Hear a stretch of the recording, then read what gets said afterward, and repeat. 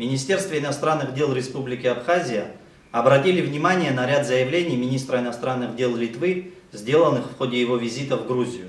В частности, министр посетил зону, прилегающую к грузино-абхазской государственной границе, где выступил с призывом продолжить политику непризнания и изоляции Абхазии, а также обвинил российские власти в аннексии.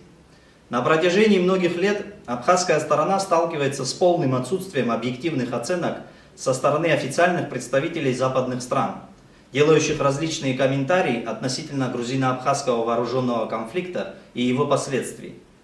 В этом свете позиция министра иностранных дел Литвы не является неожиданной, а лишь служит дополнительным и очевидным подтверждением абсолютно ангажированной политики стран Запада, направленной на безоговорочную поддержку любых, даже самых ужасающих действий грузинского руководства. Хотелось бы напомнить господину министру о том, что Литва является одной из стран Евросоюза, активно участвовавших в процессе модернизации грузинской армии, передавая различные виды вооружений и тем самым поощряя реваншистские настроения грузинского руководства в отношении Абхазии и Южной Осетии.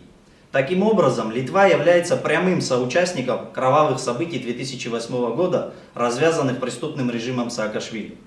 Хорошо известно, что на протяжении последних десятилетий, с момента обретения независимости, вся внешняя политика Литвы строится исключительно на антироссийской истерии. Безусловно, в этих условиях трудно рассчитывать на какую-либо объективность со стороны представителей Литвы, которые апеллируют заезженными штампами, характерными для официальной грузинской пропаганды.